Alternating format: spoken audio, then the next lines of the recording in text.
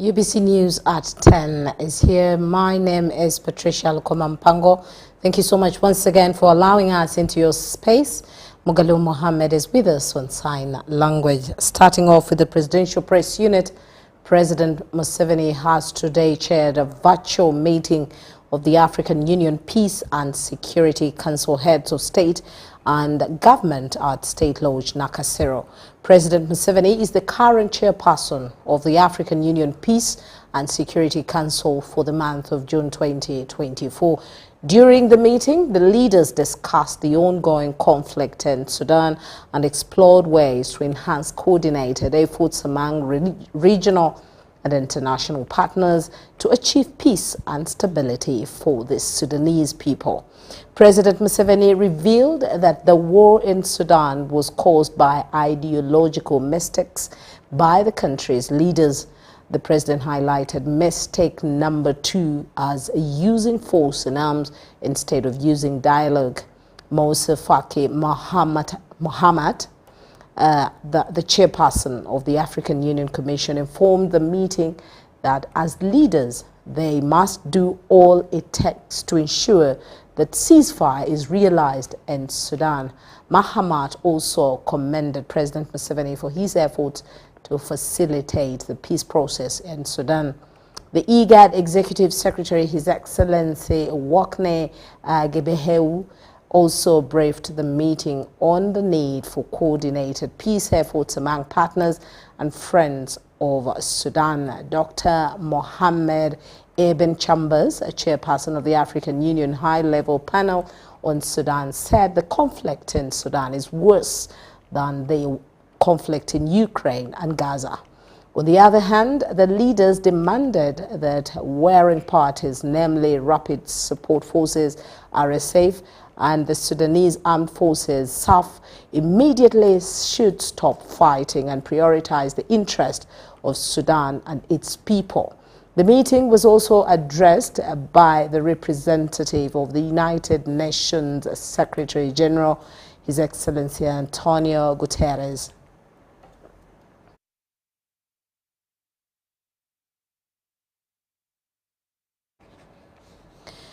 Now, President Yoweri Museveni has won a global award as one of the African leaders who strived to contain COVID-19. The president and the 12 other individuals who played different roles in the fight against COVID-19 will be honored during the first international post-COVID conference in Canada. COVID-19 pandemic has been described as one of the biggest health disasters the world has faced. I had never seen in my life, I've been a doctor for 22 years now, I'd never seen a disease which makes people require supplemental oxygen like COVID-19. According to the United Nations World Population Prospects 2022, the COVID-19 pandemic claimed 61 million people globally. On the African continent, Uganda is one of the countries that have been recognized for having contained the COVID-19 pandemic with 3,630 deaths registered. Now, President Yoweri Museveni has won global recognition as one of the African leaders who strived to contain COVID-19 and will receive a global award during the first international post-COVID-19 conference to be held in Canada from 11th to 13th July this year. The Fountain of Honor, His Excellency the President, will be awarded at a global platform to acknowledge his distinguished leadership, dedication in fight against the COVID-19 pandemic, and to recognize his significant role he played to lead Ugandans that required high-level visionary and decision. To recognize Uganda as a role model for pandemic containment in Africa. There are other 12 nominees from the health sector, academia, and the business community.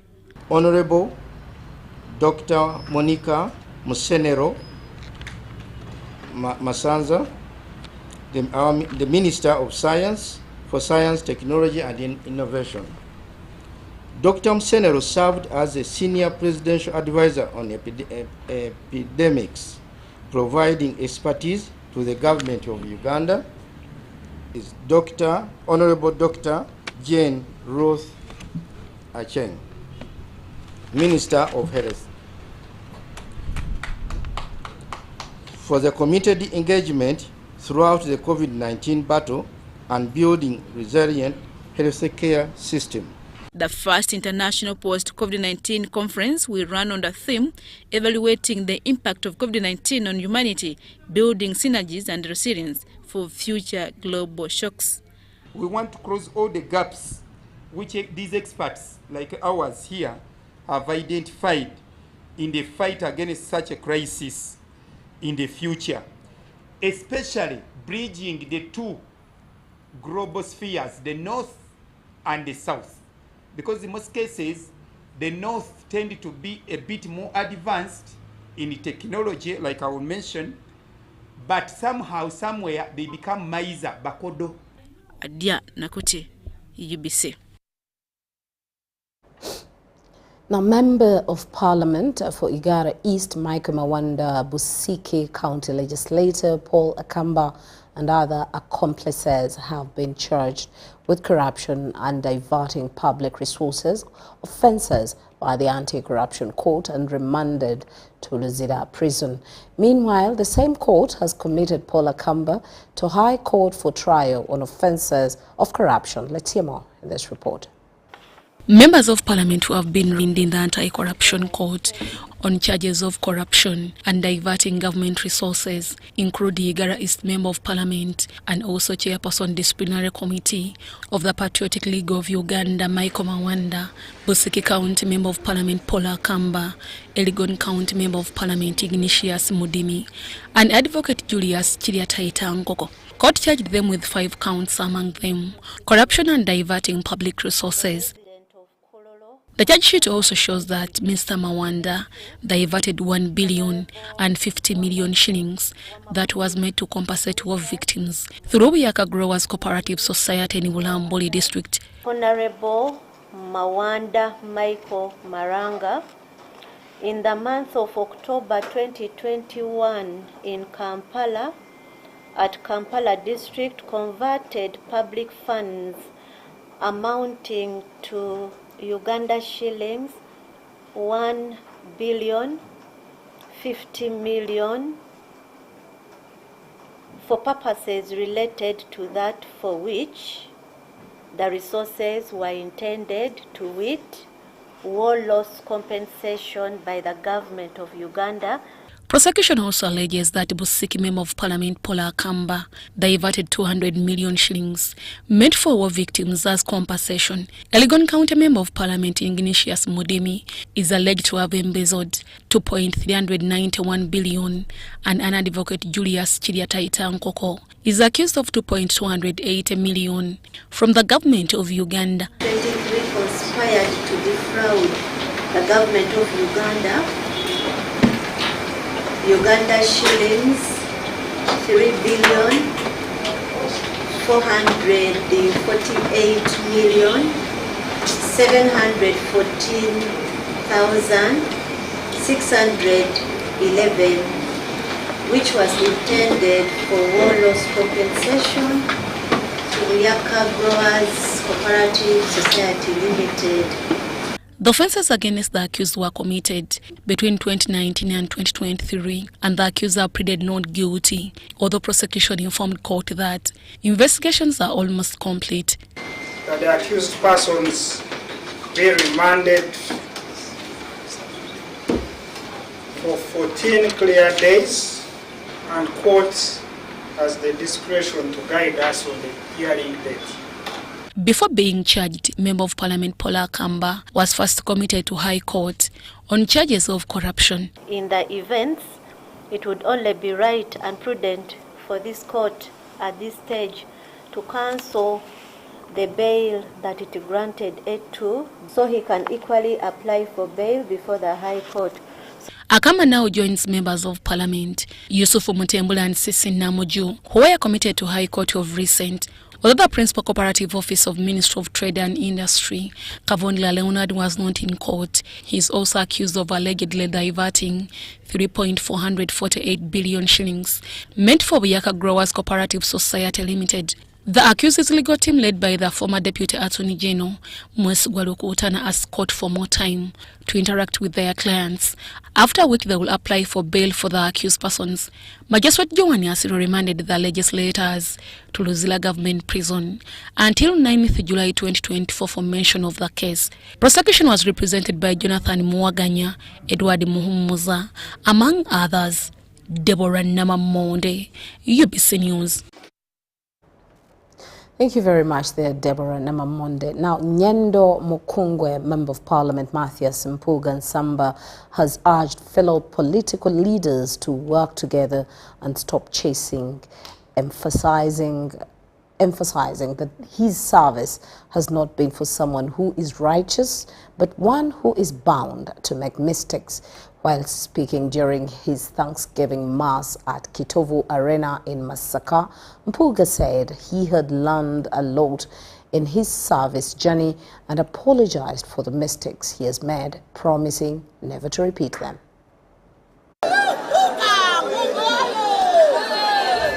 Thousands of people gathered at Kitovu Arena grounds in Masaka to participate in the Thanksgiving Mass and ceremony organized by Nyendo Mukungwe, Member of Parliament Mathias Mpuga Nsamba. Among the visitors were his fellow commissioners, who are being accused of giving themselves money in the name of service awards.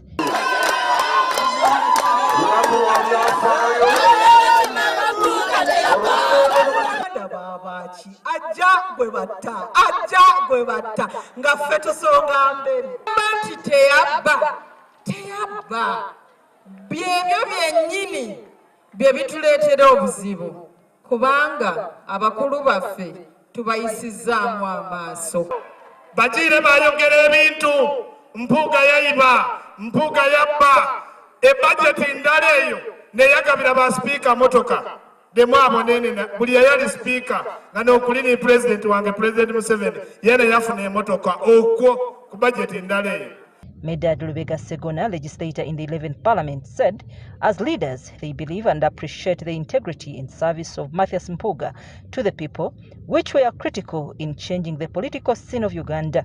He also shed some light on the contentious service award. Kituufu okugamba nti ababaka ba Parliament abatula mu commission batuula ne beegabira ssente, kituufu baleeta ekiteeso. Bwe gubanga musango ffenna gwatusinga nga Parliament ey'awamu. Bwe kiba kibonerezo kigende eri buli mubaka wa Parliament eyayisa budget eyo. Mr. Mpuga did not comment on the 500 million shilling service award, but said going forward he will pay attention to what people do rather than what they say. Tuyogera nnyo amazima gategeereka mangu nti bano bajja kulinda nnyo, sigenda kwetamwa, sigenda bivaako era sigenda kukoowa. Bwe bakuwa olukusa oluyingira n'olufuluma, faamu embeera eyo tugiyiseemu era teri kipya. Wabula ku mulundi guno tuyize ensobi ze tuddiŋŋanye tetugenda kuziddamu. Tunoonya obumu bw'Abannayuganda bonna abawulira nti waliwo ebiziŋŋamye, waliwo okweyisaawo, waliwo okwetona amaganzi. He expressed the need for people to participate in elections where there are electoral reforms. Bannayuganda basanyufu ku nnonda y'abakulembeze baabwe, bannansi n'ebyenfuna basobola okuleera obunene bwa Parliament. Ebimu ku birowoozo byange biri nti Parliament nnene nnyo, tugyetaaga mu bunene bwayo. Ne bwe mba nga nze omu ku bafulumye naye neeweereza eggwanga. Naye ebirowoozo ebyetaaga okuwuliziganya nanga buli omu mwesimbu eri munne ng'abakulembeze betwe mu Parliament. Representing the Katikiro of Buganda at the function was Robert Wagwansibirwa, Deputy Katikiro. Mungi okunyombagana, okuvumagana, okwerangira n'ebiringa ebyo Nkubiriza bannabyabufuzi okubeera abakakkamu, okusangamu ekitiibwa, okuwulizinganya ate n'okusonyiwagana. The Thanksgiving Mass was led by Monsignor John Baptist Sebaiga of Masaka Catholic Diocese. Bwe tubeera n'okwagala okutuufu bulijjo, lwe tuyinza okusonyiwa bannaffe. The function was attended by other Buganda leaders who gave Mpuga a spear, shield and stick. I'm Nafka Farida and Gloria Gwitabinji in Masaka. Now, as we step into the health sector, the Parliamentary Forum on Social Protection and members of Parliament on the Health Committee want fast-tracking of the National Health Insurance Bill. The National Health Insurance is being advocated for because it is looked at as a social protection mechanism that will help to address catastrophic out-of-pocket health expenditures. The proposed National Health Insurance Scheme is looked at as a catalyst to achieving universal health coverage by improving financing for health through pooling of resources. This explains why the National Health Insurance Scheme is being advocated for to minimize catastrophic out-of-pocket health expenditure with the aim to improve access to quality health care. The importance and the aims is to make sure there is financing for health and also there is social protection, that we are pooling our money together to make sure everybody has care. Health care is a need for everybody, the healthy, the sick, and everybody through the whole continuum of life, from childbirth until we depart from this health world. Everybody will need to have health care. The chairperson of the Reproductive, Maternal, Newborn, Child, Adolescent Health and Nutrition Civil Society Organization platform, Jackie Katana, points out that National Health Insurance Scheme is an important social protection tool that aims to enhance health financing and service delivery. A health financing tool, but it's also a catalyst to social and financial risk protection. Ugandans spend over 40% of their income on out-of-pocket. That means 40% plus of their income, they buy medicine, they go for treatment, and that money would have been used to invest so that they are able to generate incomes and reduce poverty at household level. They would also use the same money to pay for education. They would use the same money to improve on nutrition for their household. One of the concerns everybody is wondering why this national insurance policy is taking long to be implemented. We call upon stakeholders, including development partners, to support the process, to continue, because they have been supporting, but to continue to support this process for socio-economic transformation of this country. We thank you for... It is also hoped that if the country has the National Health Insurance Scheme, it will catalyze the attainment of universal health coverage.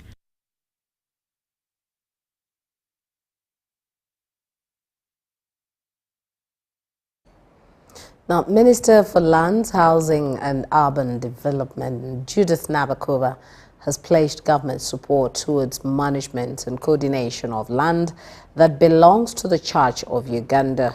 Nabakova was opening training for the Church of Uganda leaders on land registration and protection at the Provincial Secretariat in Namirembe at an invitation of the Archbishop Stephen Kazimba Mugalu. Ministry of Lands has trained Church of Uganda leaders from 39 dioceses on church land management and protection. Minister for Lands, Housing and Urban Development, Judith Nabakova, who opened the training, said it aims at ensuring that leaders are up to date with land management and protection amidst common land grabbers and encroachers. The ministry has already interacted with you, and I think you have held meetings together with my team.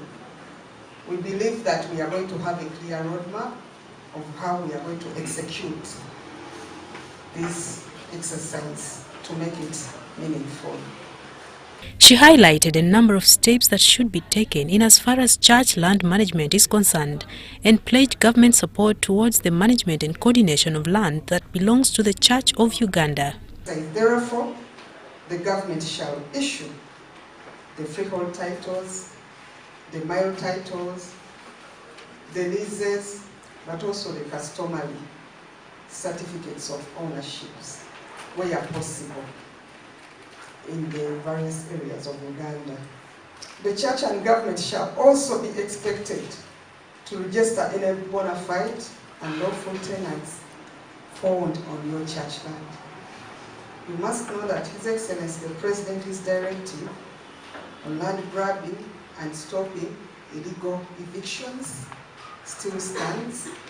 The acting provincial secretary, Church of Uganda, Balaam Muhebwa, outlined a number of challenges they have been facing with church land management. It is not an easy task because we have challenges. The challenges, the biggest being that land was given to the church by our forefathers in trust. No registration, no record. But unfortunately, the grandchildren are turning up and claiming that land was given temporarily, as the minister has noted.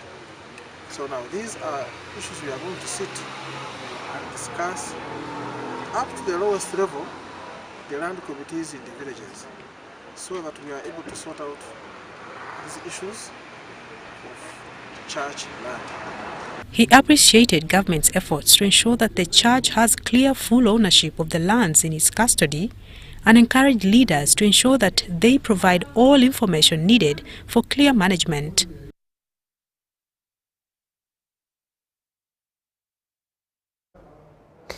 The Chinese ambassador to Uganda, His Excellency Zhang Lingzong, on behalf of the China, has donated 10 million shillings towards renovation of a boys' dormitory in Kasemeri Primary School in Moroto Municipality. State Minister for Primary Education, Dr. Joyce Moriku Kaduchu, who officiated the event, hailed the World Food Programme and the Chinese government for support rendered.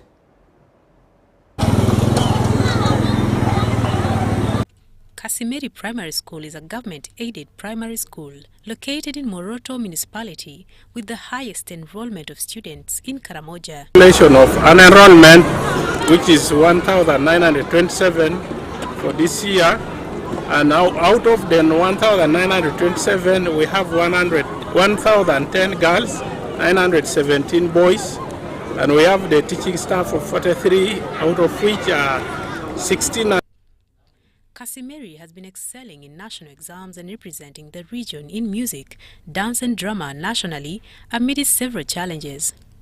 The school dormitories buildings were all dilapidated and worrying. The head teacher called for support. Calling upon government and implementing partners in education to help us to rescue in terms of furniture, in terms of boarding facilities, especially for boys. The boarding facility, the dormitory we have is inadequate and also is not enough. A Chinese company, West International Holding Limited, through Chinese Embassy, contributed 10 million shillings towards the renovation. They entrusted me to announce that West International Holding Limited, who is investing in a cement in this area, would like to donate 10 million Uganda shillings to this school, so as to improve the teaching facilities or students' facilities in this school. Relatedly, the Chinese ambassador to Uganda, His Excellency Zhang Linghong, announced 10 scholarships for higher institution of learning to students in Karamoja. I want to give 10 scholarships to high school graduates to Karamoja schools. Going to be at higher studies. So I'm going to engage further with the ambassador, and we will put clear criteria for giving this scholarship. State Minister for Primary Education, Dr. Joyce Moriku Kaduchu, commended the Chinese government and the World Food Programme for supporting education in Karamoja. In time to call all potential donors. I'm calling upon our partners. The initiative that World Food Programme has started, let's take it to its logical conclusion. Let's come and support the school feeding program initiative.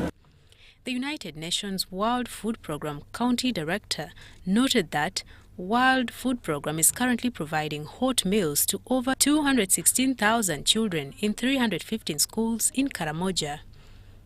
The United Nations World Food Programme pledged to renovate all kitchens. The United Nations World Food Programme pledged to renovate all kitchens across all schools in Karamoja. The function was attended by officials from the Chinese Embassy, UNWFP, Moroto district officials, among others.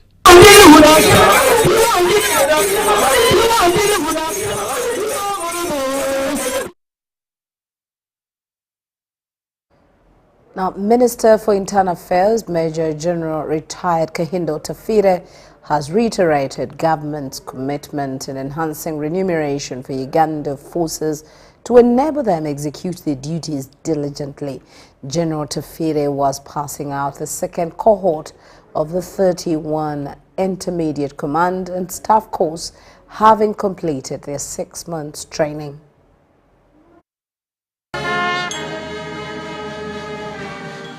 The Intermediate Command and Staff course aims to equip middle-level managers with knowledge, skills and attitude necessary for the effective and efficient operational implementation as they execute their duties. To effectively execute this service, the Minister for Internal Affairs, retired Major General Kahinda Tafire, highlighted the importance of improving their living conditions in order to enhance their service. Our forces deserve better.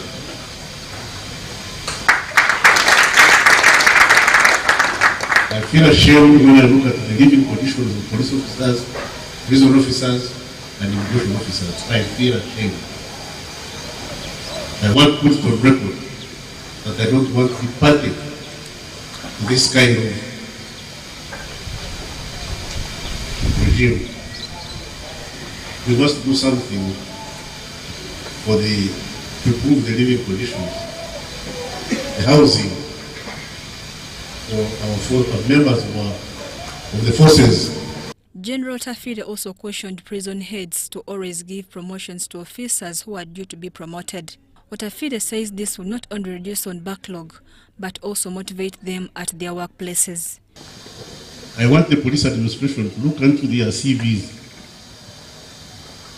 I hate this business of an officer spending unnecessary time on the same rank when they have capacity to move to higher rank. And be given more responsibility. Those who deserve responsibility should be given responsibility and given the commensurate status, rank, to be able to execute, to discharge. If you say there is no money, how come some money is people are going to prison for missing? The Commissioner General of Prisons, Canon Dr. Johnson Byabashaija, attests to the timeliness of this course in their service, saying skills gained from this training will help the officers relate accordingly with others at their service stations. You are going to start working tomorrow, and what you have learned here will be manifested in the way you handle your target, both the staff and the inmates. Will be manifested by the least number of silly mistakes. This is a very important phase in your career. You've been lucky to come for this course, so please take it seriously and deliver as you should. You will be seen by your fruits. So we expect better quality officers out there when you go. The prison heads say they are making strides with the National Council for Higher Education to have their courses accredited so they can be nationally recognized. The 6-month course featured tailored content in problem solving, institutional leadership, critical and analytics competencies, and effective management in diverse and adverse environments. Mary Namkose, Kenneth Tanaba, UBC News.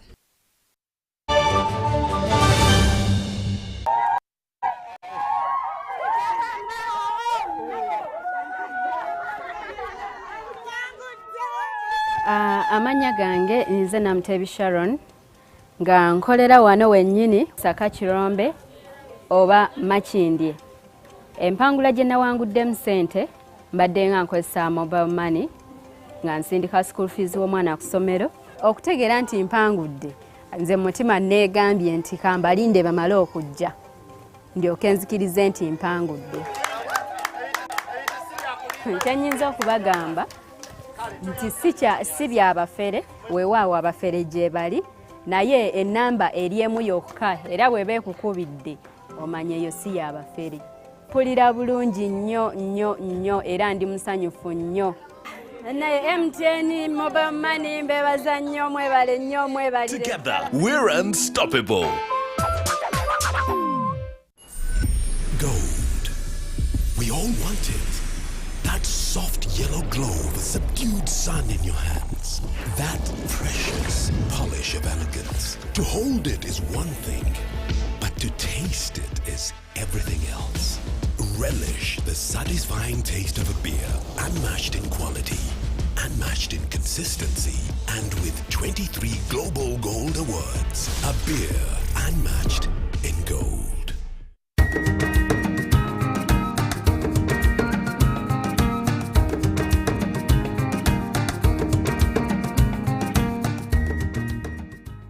Banyeta ko Muhangi Donata the chairperson wa group ejeje eyatongere. I am the chairperson of this group that got money. The group is called Kalsandala HIV/AIDS Craftswomen Group. UWEP gave us money in 2017 and they gave us 3.3 million Ugandan shillings. We used it in 1 year and got 23 million out of it.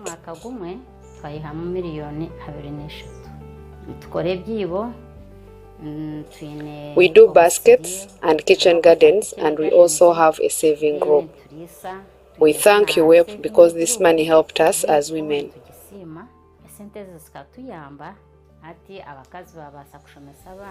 Women can now educate their children and build houses because many of them are single mothers. We work without jealousy because we want to leave a legacy that even those who will be around tomorrow will appreciate.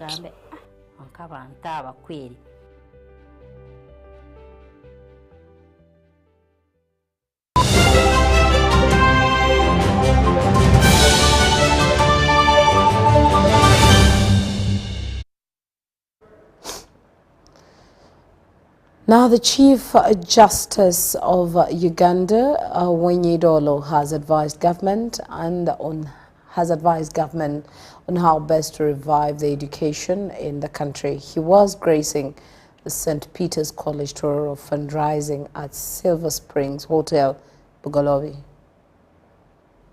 In 82 years of existence, St. Peter's College Tororo Old students have initiated a fundraising drive to help revive the glory of the school.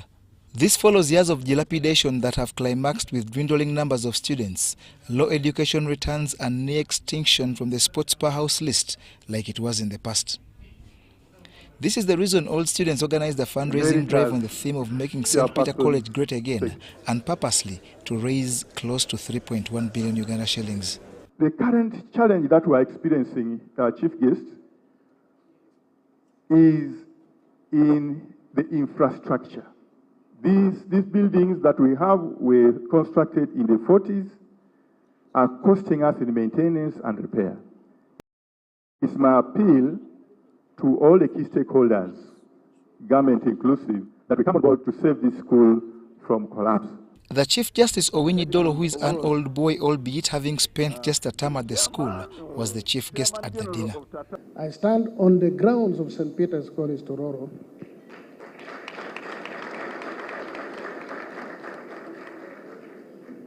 to formally, something I've already done, to formally reconcile with myself.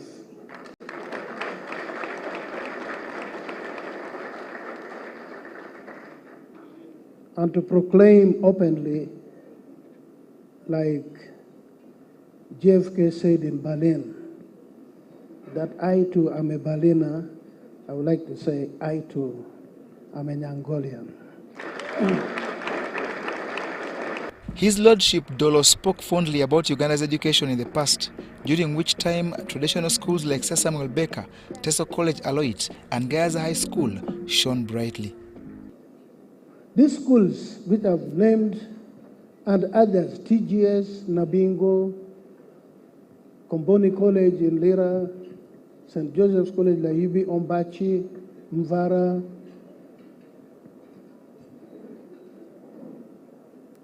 name it. They all have a culture. And you know, any institution, any society without a culture is dead. It is actually dead, it is a stillbirth. There's a fabric that holds the alumni of each of these schools, the traditional schools, an identity. The fundraising drive was attended by several prominent old students, including Amos Wekesa, Vinad Nantulia, several professors, and retired judges.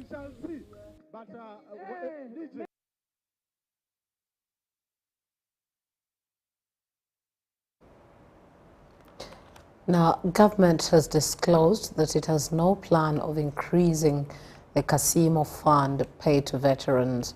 State Minister for Luwero Rwenzori Triangle, Alice Kaboyo, revealed this during an engagement with Chegegwa veterans intended to discuss matters pertaining their welfare. As corruption continues to affect our country, civilian war veterans in Chegegwa district have requested government to permit them form an anti-corruption committee to fight corruption in Chegegwa. This was during an engagement with veterans to discuss matters affecting them. As the veterans in Chegegwa district, we have seen that the president is fighting corruption alone. So we have decided to form committees at the sub-county level and the district level. That the committee at the sub-county level will be monitoring, and it must know the money being delivered at the sub-county, then even at the district. On the increment of veterans' Kasimo money, Minister disclosed that government has no intentions of increasing the amount. There is no plan yet, not that I know of any plan of increasing money for Kasimo yet. If they get money for Kasimo and then they are also involved in with PDM, Emyoga, and youth livelihood and SAGE, there is so much money that goes to these communities. If well utilized, they can develop themselves. Member of Parliament Chaka Central, Bright Toma Moti, advised veterans to utilize Akasimo money meaningfully and participate in government programs. I'm sure the reward which they received, they tell me to be little money, but it's big money. Because now the government has not stopped from there. The government programs have brought money on ground. PDM, Emyoga, wealth creation. There are very many programs which have been there, and they don't discriminate. They have been campaigning everyone, even a veteran and non-veteran. These elderly people have been working in hand with me, especially this district has issues of land disputes, and I've used the mediation personally with my team to make sure we resolve matters than pushing people to court. So I thank the elderly people who have cooperated with my office, especially these civilian veterans. They have cooperated from the word go. They love the office of the president. They honor it so much. Chegegwa District Chairperson John Chisoke Byamukama appealed to Minister Kaboyo to remind President Museveni over unfulfilled pledges of Tamaking Liberation Road.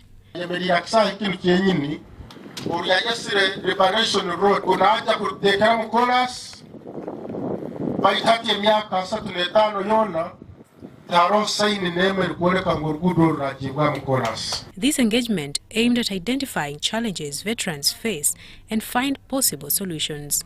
Mario Yoweri and Andrew Sebira for UBC.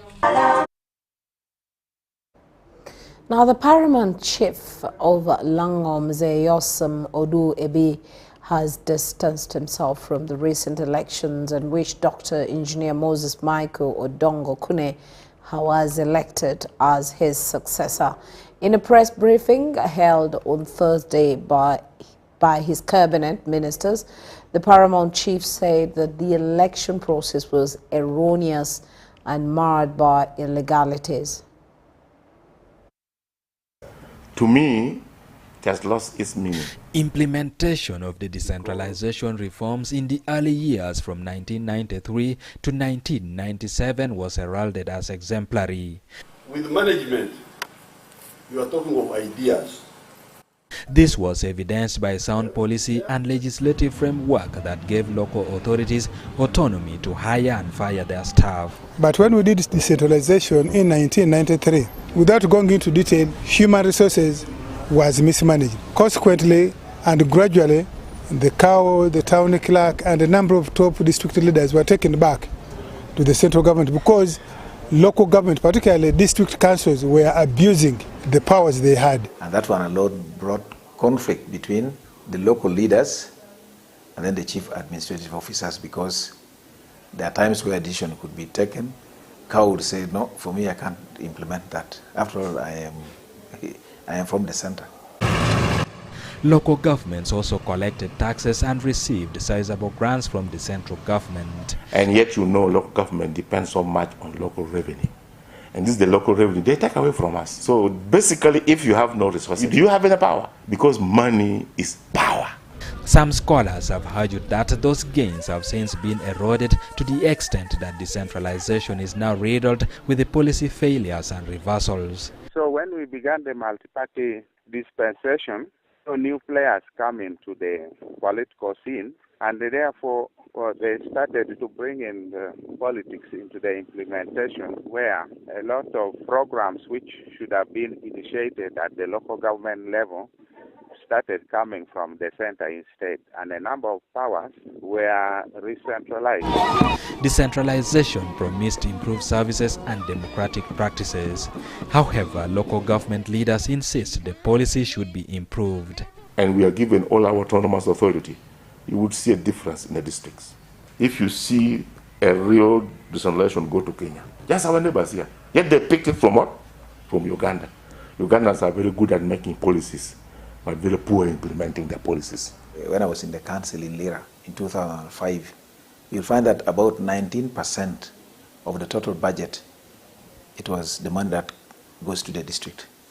But things kept on changing. There was a time that came to 15%. And recently, can you imagine, 9% of the national budget distributed to all the local government in the country? No, first of all, they were collecting revenue and squandering at source. Ask one district government which has built a health center 3 on the local revenue, or a primary school on local revenue. Ask one of them. Give us our money. Let us collect our money from here, and then we use it. We just account for it. Or if they are releasing the money, they should release the money on time, so that we can do the work. Staff are sitting doing nothing. Technical staff are just sitting doing nothing because the money's not there.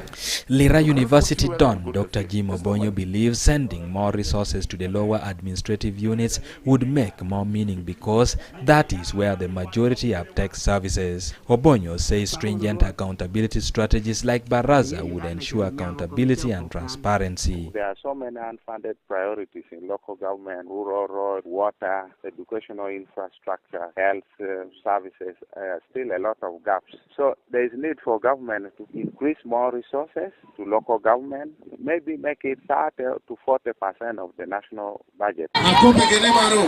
About 70% of district chairpersons failed to retain their seats in the last general election, largely because voters say they failed to deliver. Scholars believe district heads will continue to pay the price because electorates require services. What do you expect people to say? There's a lot of complaint. The activity is there, the money is there in the system, but nobody listens to it. As local leaders wage the battle for power, some citizens have also disagreed with them for failing to involve them in designing interventions directed to their communities. Sometimes there are what they are called hybrid projects. These are projects that are meant to be within the decentralized unit, but you will find that there is someone in the names of contractor from the center. Behind that person, there is someone called the Godfather. Those are the dangerous people and will threaten your positions at the district level. Not also good for the decentralizations. It leaves us in a limbo. We are unable to support our people. They should raise productivity. And then they can go to the central government and say, this is our level of productivity. They meet the president every day. They meet the speaker every day. They should argue first among themselves what are the changes that they would want to see. And then they can distill that and bring them forth for discussion. Just complaining on the outside doesn't help them. It's going to be a very hot issue. Machas Ofono advises leaders to complain formally to the right forum. Lira University professor Dr. Mwesigwa projects a stricter decentralization in the coming years because local governments have completely failed to reclaim their powers over the years. Because the local actors have accepted to remain administrative units of the central government. So we can continue with that until such a time when we get those people who will be more robust, who we can fight for their powers and claim them back. Whether or not this will come to a reality is a question that only time will tell. Edi Olwa, UBC News. Now, government and non-government entities have been urged to engage in capacity building and risk management trainings for the employees to ensure adequate service delivery to citizens. David Bulega Musoke, acting manager, Uganda Railways Corporation, made the call during an opening of a 2-day capacity building for URC employees in Kampala. Capacity building can be defined as a process of developing and strengthening skills, abilities, processes and resources that organizations and communities need to survive, adapt, and thrive in a fast-changing world. Oftentimes, employees hold on to a job of their employer, serving the interests of their job description without any added skills and abilities. It's against this background that Uganda Railway Corporation thought it wise to embark on staff capacity building due to transformations of the railway transport system in the country. The responsibility of the risk management team is to build capacity. The same thing we are doing here, building capacity within URC, building processes and controls that are going to help us to mitigate that risk. And where we felt it important to refresh our minds on risk management as an entity. The intention is to increase capacity of our workers and ourselves at large to refresh our minds on capacity, risk management. Since we're in an evolving environment, changing environment, business environment, so that risks are changing, so that's why we are having this training. The acting director of Uganda Railway Corporation, David Bulega Musoke, cited the need for government entities to adapt capacity and risk management trainings since they are beneficial. We are not operating in a closed environment. The conditions under which we work in change in terms of risks, exposures, and we need to manage those risks as well as our opportunities as they arise. Participants say this training is timely. Basically to share with you in terms of our reflection, in terms of the governance processes and the weaknesses in the governance processes, which are there or they are not there, what risks do they pose? Because it wouldn't make much sense if you do not have active personnel, skilled personnel running all these investments that are being done. So this is just one of them that we've been doing. Now here we're training people on risk, getting to understand how to run and manage risk in the railway sector. Rebecca Nantongo, Susan Inabugude, UBC News. And now in the area of strengthening families, Ugandans are urged to play the role of raising up better families that embody social values and ethics, as well as strong economic platforms.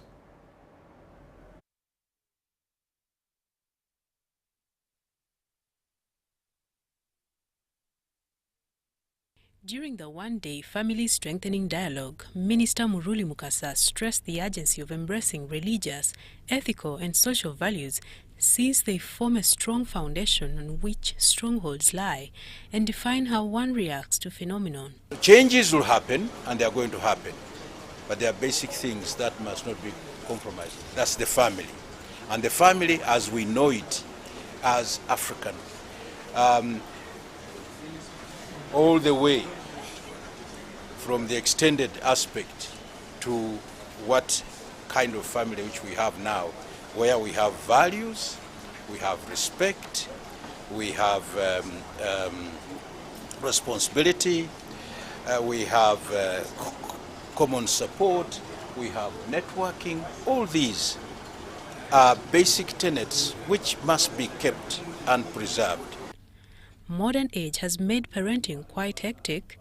Parents have been urged to step up into their primary roles of nurturing their children into the right path. Really to examine the family, the broad concept of the family as we see it now, and looking at it from the way it has evolved, you know, the African family, from the early days, let's say the 1900s, up to the current, and we look at what it is now, what has changed, what challenges we are facing, and then what values now we have.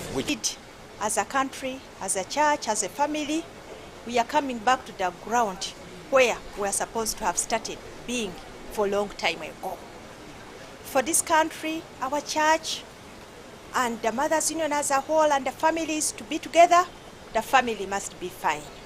And when we talk about the family, we talk about our husbands, we talk about our wife, and we talk about the children in the family. And that is the unity which makes up. Strengthening the family social safety net, a path towards the African Renaissance. Mario Yoweri and Rispa Chepngetich for UBC.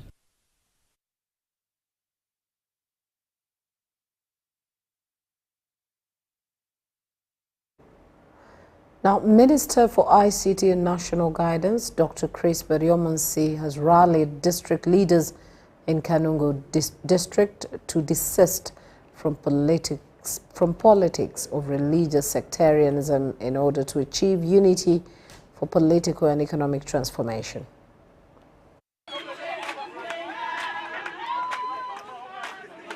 The Minister for ICT and National Guidance, Dr. Chris Baryomonsi, has rallied Kanungu leaders to shun politics of religious sectarianism and embrace unity for economic transformation. The minister was meeting Kanungu district leaders at Chirima sub-country in Kanungu district. Preach the message of unity in the district, because here in Chigezi we have the unfortunate situation of where there is some religious sectarianism, which is very unfortunate, especially within the Christian community. And like when it comes to times of elections, people want to judge and assess candidates on the basis of their faith, which is not in line with the ideology of NRM. NRM believes in patriotism, and the patriotism includes non-discrimination of people based on religion, gender, age, tribe, or any other consideration. Dr. Baryomonsi also appealed to the youth and women to enroll for the skilling program that aims at empowering teenage girls and women with tailoring and hairdressing skills. We have employment opportunities, and the young boys, they are loitering in urban centers.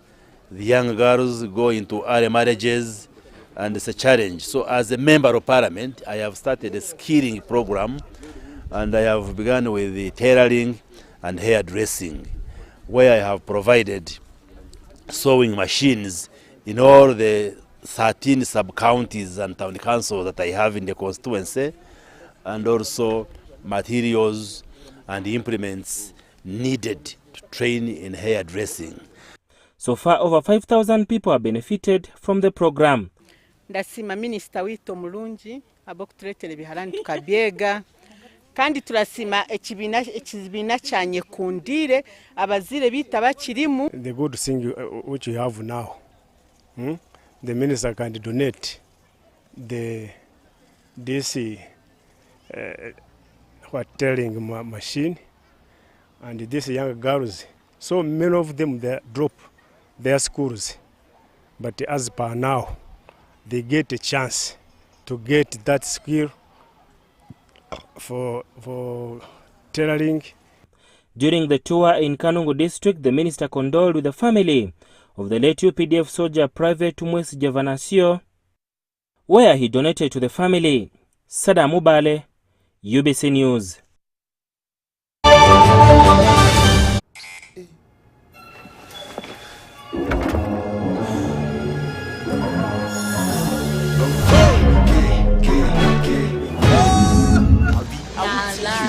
Oh, I like to stay fresh. You wanna come preach, I'll be my get lighting. Lighting. I did make a lighting up.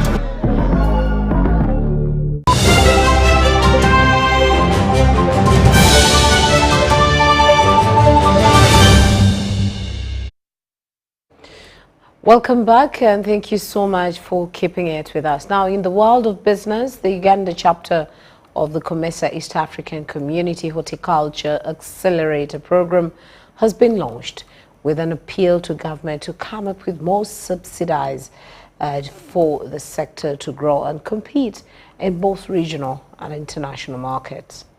21st June 2024. Thank you.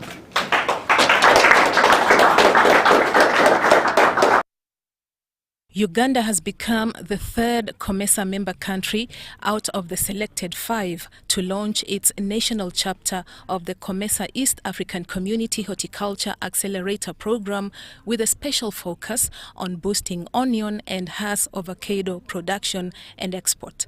The acting director, Crop Resources at the Ministry of Agriculture and Animal Industry and Fisheries, Stephen Tibeijuka Byantwale, officiated the function on behalf of the ministry at Golden Tulip Hotel in Kampala. We are looking at including horticultural crops, and these are fruits and vegetables.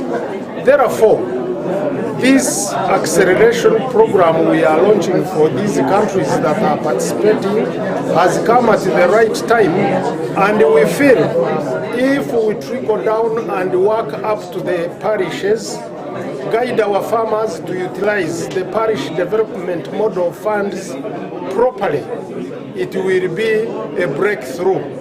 The Uganda chapter will be hosted by HortiFresh Uganda, which has been tasked to ensure value addition and rural growth through youth and women employment. Farmers in Uganda, if you tell them what to produce and you support them, they can do it. So today, this agreement marks a milestone, because for onions and avocado, the global market is huge, the regional market is huge. We want our farmers to sell, make profit, have money in their pockets, so that we pull them out of poverty. And the presence of this project to be seen, visible in Uganda, and we have also launched the secretariat today. Some stakeholders in the Ugandan horticulture industry pledged support to the new program. Campuses, fragmented market actors, so we knew there were quite a number of issues. Coordination issues, we had policy issues, standards, and then across COMESA and EAC. Other countries to benefit from the program are Kenya, Rwanda, Tanzania, and Ethiopia. Tanzania and Ethiopia are yet to launch their national programs. Bella Masangano and Collins Juko, UBC News. And in the area of investment losses, Uganda Clays Limited has reported a loss of 2.8 billion Ugandan shillings for the financial year 2022 and 2023. This announcement was made by the Managing Director, Ruben Tumwebaze, during the company's annual general meeting with stakeholders. Uganda Clays Limited management has outlined several key initiatives designed to reverse the company's fortunes. 2023 is the year we have been reporting for today. And we were expecting to make maybe around 36 billion shillings in the year. But we only managed to make 30.6 billion because of the challenges that we outlined, both in the supply chain, both in the the forex, and also the machine breakdowns, which we could not repair because we couldn't get the machines in time. So it was not a very bright year for us, and that's why we have not declared dividend in 2023. Uganda Clays Limited Management has outlined several key initiatives designed to reverse the company's fortunes. These include efforts to improve turnaround time for customers and increase production capacity to enhance efficiency. We had 3 major transactions that impacted our expenses and the bottom line. These were: 1, the nominal interest amounting to 1.2 billion, which was due to a renegotiation of the terms of the NSSF loan and an accounting treatment. 2, a clay write-off amounting to 0.46 billion due to a devaluation of our land without clay. And lastly, a loss of about 0.5 billion due to an early retirement of the bond to fund the company's operations, majorly capex investments. During the meeting, the company secretary, Matthias Narianya, said efforts are being made to ensure that all registered stakeholder details are up to date to facilitate proper dividend payments. When we pay a dividend, the dividend for 2022 was paid last year, and some payments bounced because the details of some shareholders are not updated. There are, for example, still bank accounts of Grain Bank on the register. So obviously, a payment to such an account will bounce. The acquisition of new land is intended for expanding the production line, which will help in scaling up manufacturing capabilities. The management team reiterated their commitment to the shareholders and their vision of transforming Uganda Clays Limited into a comprehensive building solutions provider. Sudat Kaye, UBC News.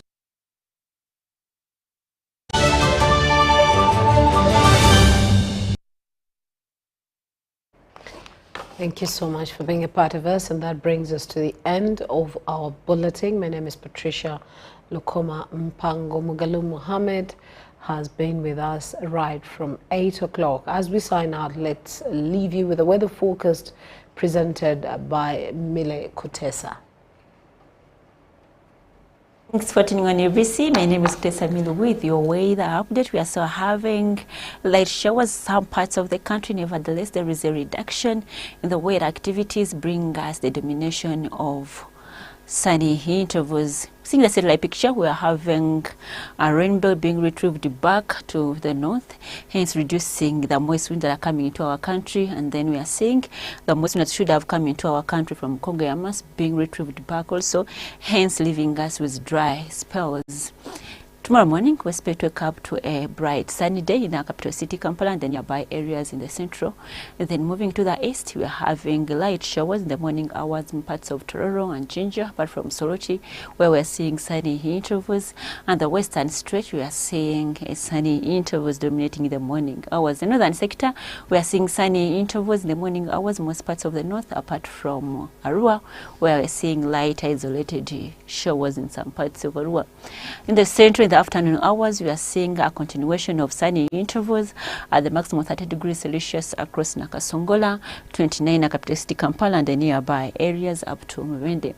The eastern, we are having sunny conditions dominating in the afternoon hours at a maximum 29 degrees Celsius across Jinja and parts of Toro, apart from Soroti, where we are seeing 30 degrees Celsius. The western stretch, a continuation of sunny intervals is expected at a maximum 32 degrees Celsius across Kasese and 30 across Masindi and Imbarara, Kabala Highlands with a 20 45 degrees Celsius. The northern sector, a continuation of sunny intervals is expected. Most parts of the north, within Karamoja regions at a maximum 31 degrees Celsius across to Chitugumu, 30 degrees Celsius across Guru and Lila, Arua with a 31 degrees Celsius in the afternoon hours. Moving out of Uganda to a few cities across the globe, we are forecasting sunny intervals within Nairobi at a maximum of 23 degrees Celsius, Dubai with sunny conditions at a maximum of 45 degrees Celsius, and Kyle with sunny conditions at a maximum of 39 degrees Celsius. It's pretty hot in Cairo and Dubai, but London we are seeing the cloudy conditions at a maximum of 23 degrees Celsius. Thanks for tuning on UBC. My name is Grace Amili. Stay tuned. See you tomorrow.